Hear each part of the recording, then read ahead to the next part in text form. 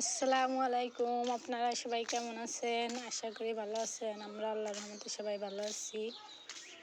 অনেক দিন ধরে মনে হচ্ছে যে সিমাই রান্না করে খাই, কিন্তু রান্না করা হয় না। আজকে দুধ বেরোয় রাখছিলাম, দুধটা রাইস কুকারে বসাই দিছি। দুধটা জাল হতে থাক, এর ভিতর জাল হয়ে গেছে একটু, এই জন্যে তেজপাতাগুলো দিয়ে দিলাম।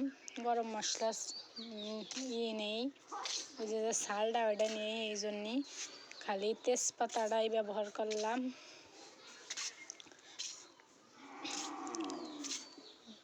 সিমাইটা আগে ভেজে রাখা ছিল, অল্প পরিমাণে এই সিমাই,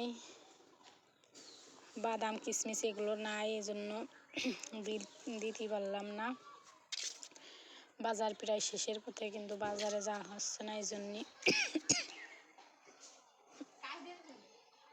প্রয়োজনীয় জিনিসপত্র কেনা হচ্ছে না। হঠাৎ কাশি এসে গেল, এই জন্য দুঃখিত। এবার দুধটা জাল উঠে গেছে কয়েকবার, এবার সিমাইটা দিয়ে দিলাম। সিমাইটা দিয়ে একটু নাড়াচাড়া করে পরে চিনিটা দিয়ে দেব। গরুর খাঁটি দুধের সিমাই খুব ভালো লাগে। কে কে অনেকে কিনা দুধ দিয়ে রান্না করেন, আমরা গরুর দুধ দিয়ে রান্না করে খাই। গরুর দুধের সিমাই কিন্তু অনেক ভালো লাগে। সিমাই পায়েস যেটাই বলেন না কেন, খাঁটি দুধের স্বাদই আলাদা।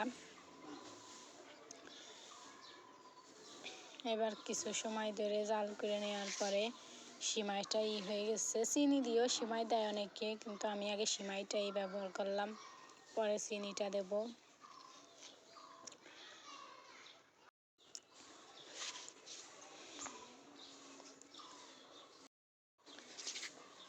এবার চিনি দিয়ে দেব, যার যার পরিমাণ মতো যে যেরকম মিষ্টি পছন্দ করেন সেই রকম চিনিটা ব্যবহার করবেন। আমি মিষ্টিটা একটু বেশি খাই, এই জন্য চিনির পরিমাণটা একটু বেশি দিয়ে দিলাম। অনেকে কম খায়, সে কম দিয়েই খাবে।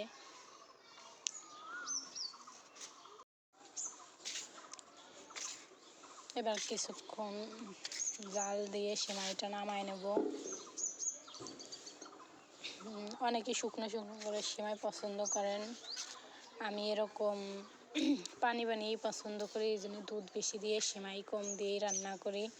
এরকম সিমাই খেতে খুব ভালো লাগে। আর শুকনো সিমাইটা অনেকে রুটির সাথে খায়, আমি শুকনো সিমাই কখনো পছন্দ করি না।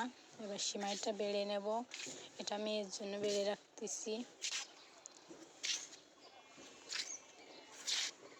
মেয়ে সিমাই অতটা পছন্দ করে না, তারপরও রান্না করছি